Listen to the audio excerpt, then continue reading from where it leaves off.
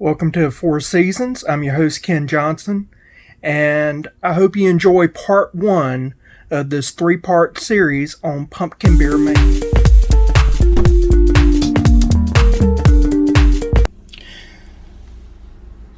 So, the first thing that we need to do is make sure we got everything in order. And for this recipe, you're going to need 2 cups of pumpkin, roughly about a tablespoon, which that ends up being about 50 of these very large allspice berries. I've got some orange juice, Donald Duck orange juice, a cup of that. I've got some brewing yeast right here, and that, I don't know exactly what type. The vendor that sold it to me said that was ale yeast. I was trying to get ale yeast. I have a feeling that's not. It's probably going to be a Pilsner, but either way, use a brewing yeast. I normally use a champagne yeast to boost up my alcohol level, but for this recipe we need something that's a brewing yeast. Then you need a cup of the brown sugar. That's light brown sugar. You can also use a type of raw sugar, non-processed raw sugar. And then this is a Hispanic beverage called Malta. I'm using Goya brand. It doesn't have the hopped flavor that normally you find in other Maltas, so I'd probably recommend using a different Malta, but Goya is all that the market had.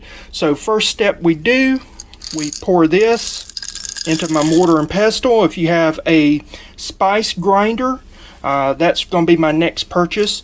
Then what you do is you start grinding that up. I'll grind this up into a powder, and that should yield about a tablespoon of ground allspice, and then I'll show you the next step.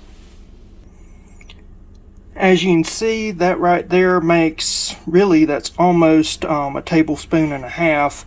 Not a tablespoon, and I really didn't do that really fine. I really didn't want to spend all day grinding this up. But if you had one of those spice grinders, coffee grinders that can go real powdery, that's best, but I'm going to go to this stage right now just to move forward. So the next part of this is pretty straightforward. We will be adding about a cup of pumpkin. Into that we'll be adding a cup of orange juice.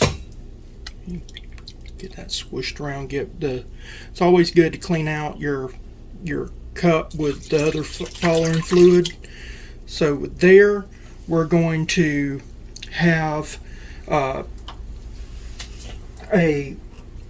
cup of orange juice, and that's going to be boiling. We're going to toss in our allspice berries. To that we're going to toss in our sugar.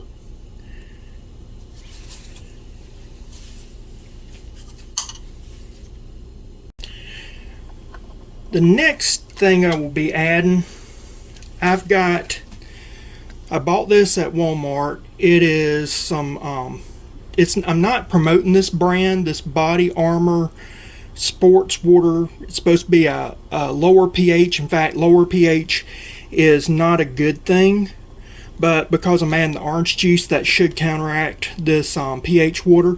The reason why I bought it is the bottles. If you buy bottles for putting beer in, that's going to run you a good $20-30 off of Amazon, if not more. So what I'm doing is this is a country beer, so I'm going to do like country folk, and we're going to use these bottles for my my beer to put it in after I've done the fermentation process. So I'm going to put 6 of these in here, And 6 comes out to be just about a gallon of water. And then what we'll do is we'll let this boil, and when it comes to a boil, then we'll let it reduce for about, I'd say, 5 to 10 minutes, more or less. And after it reduces down, then we'll add the next step.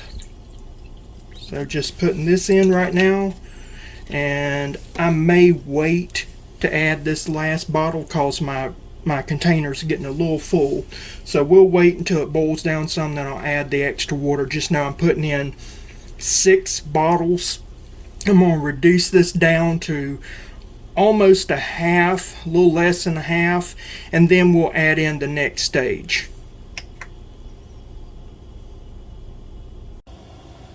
So while we're waiting, what we're going to do now is get the yeast ready. So with that, we got roughly a half cup of water and about 2 tablespoons of brown sugar. So I'm going to mix this up real quick, get it dissolved. You want warm water. That'll help it dissolve a little bit. Now also help activate that yeast. I've already got the cap off this, so I'm going to put in roughly about half the packet, more or less.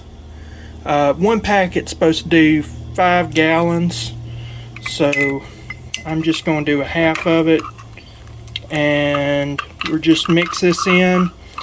This is, in baking terms, they call it proofing the yeast. And really, since little fun fact, one of Santa's reindeer, everybody says Donner, but really it was Dunder in the original writing. And Dunder is yeast that you save over from brewing, and you carry it over to the next batch to ferment the next batch. So actually his reindeer was female and he called her Dunder, and that's probably because she was a very productive female reindeer. But anyway, we're going to mix this up, let this proof, so they'll start activating, so when we put it into our beer it'll be ready. So it's taken roughly about 30 minutes on this stove here to get it to the boil stage, because I had a lot of fluid in here. Now once we get this to the boiling stage, then basically I'm going to reduce this by half. Again, I'm thinking it's going to be about 5 minutes. It may take a little bit longer. This isn't a really hard boil, so it'll probably take a little bit longer, but normally if it was in a pan or a wider base and didn't have as much fluid, about 5 minutes normally reduces it by half. But we're not at a real hard boil, so it'll probably take a little bit longer.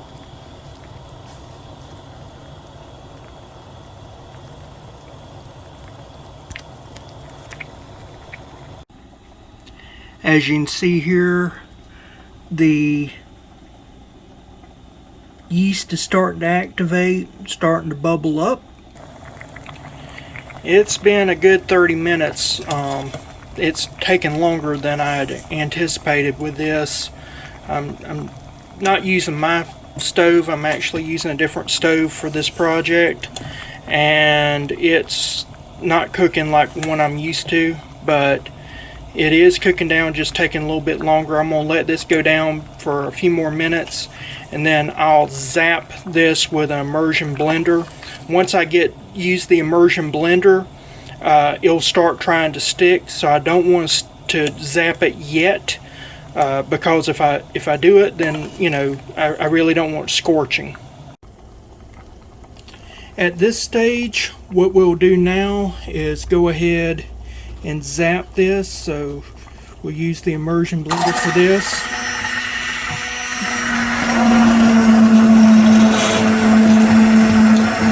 And then we'll continue on. I'll show you once this is done.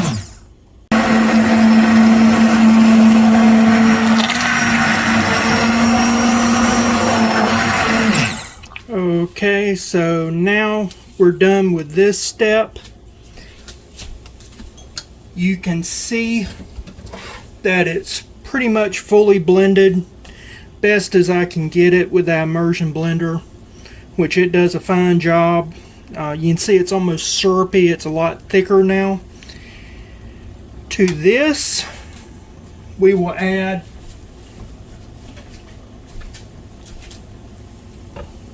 six 7-ounce Malta bottles. So normally in brewing, you take barley malt or malted barley and boil it down with spices and hops. And so what this is, it's a Hispanic drink that they have for children. They basically do all that boiling down for you, and then they put carbonated water in it. It's a children's drink. So what I'm going to do, instead of going through that whole process of buying barley and grinding it and doing all that nonsense with the hops, I'm going to let Goya do this for me, and I'm going to pour in. You can see how dark it is. I'm going to basically get that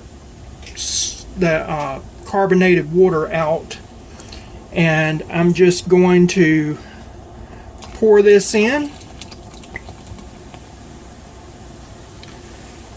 So these are 7-ounce bottles, and I'm doing 6 of them.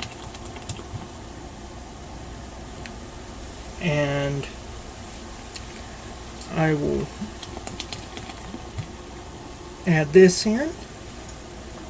So I've got 2 more. You can see how it changes the color, and that's also going to impact the flavor phenomenally. So on here, hard to read, but it basically says that among all the other ingredients like water and corn syrup and all that nonsense, is that they use pale malt, caramel malt, and then they use caramel color. It has some calcium sulfate in it and phosphoric acid, but also has a little bit of salt and hops. And a lot of that's to inhibit the growth of organisms, so we're going to counteract that with this process right now. Should not impact yeast production one bit. And so we'll stir this, keep it from sticking.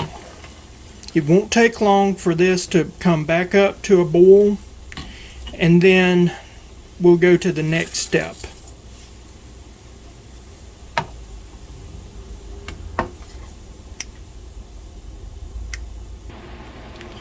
Okay, as you can see right here, it's all kind of still trying to heat up, but I wanted to give it a taste. Blow it.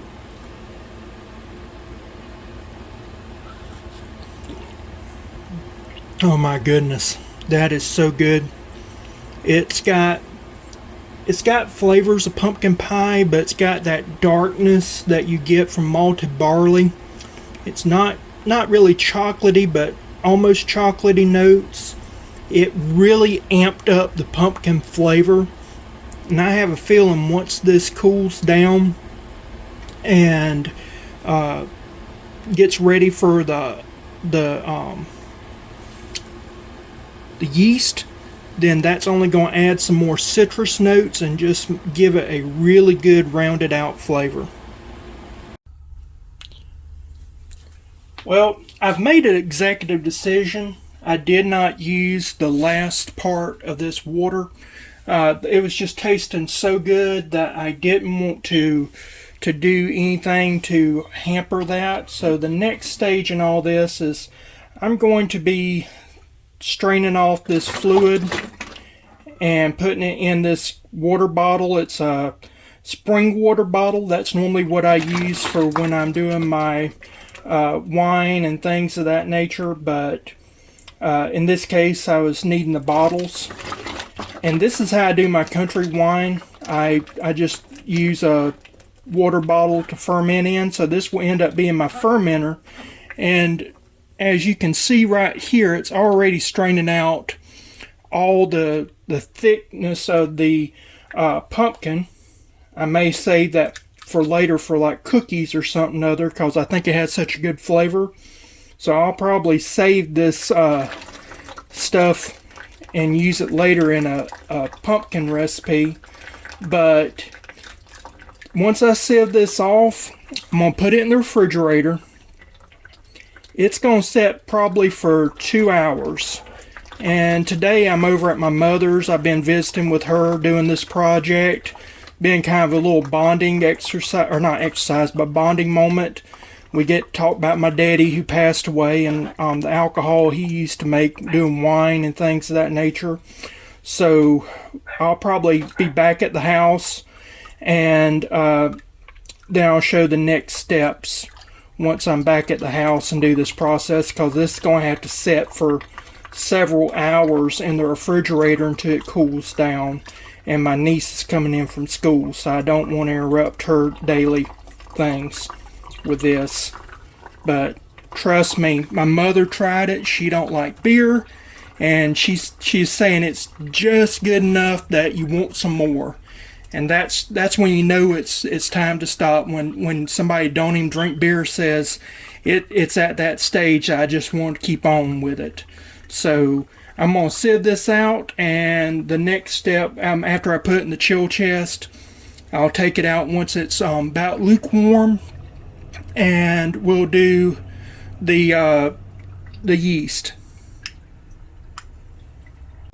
As you can see, this makes a mess, or at least I make a mess, but it's about halfway full.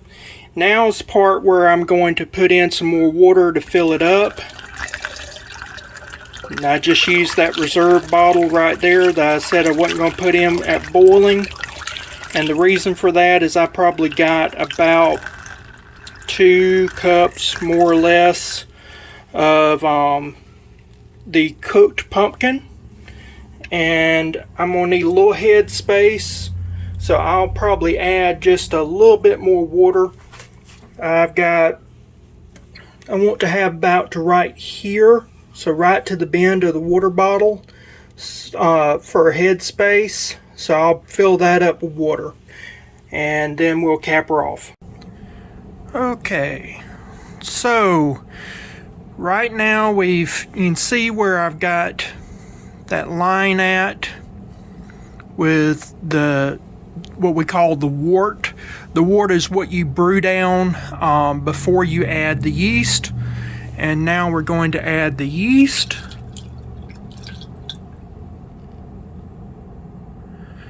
Now, this has been inoculated.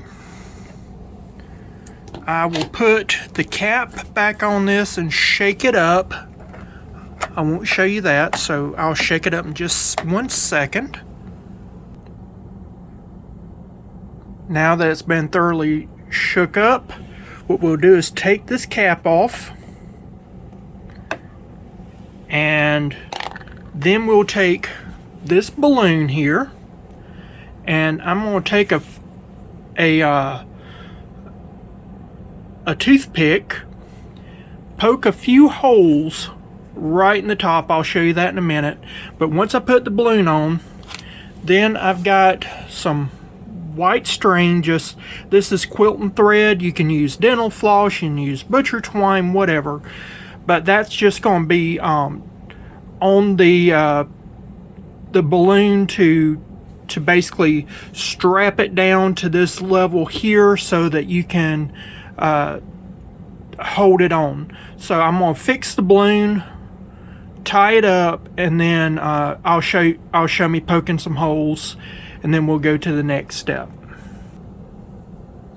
This is all tied up. I'll trim those ends in a little bit, but right now we're going to poke a hole in this balloon in the tip right here, and we're just going to put about 4 holes in it.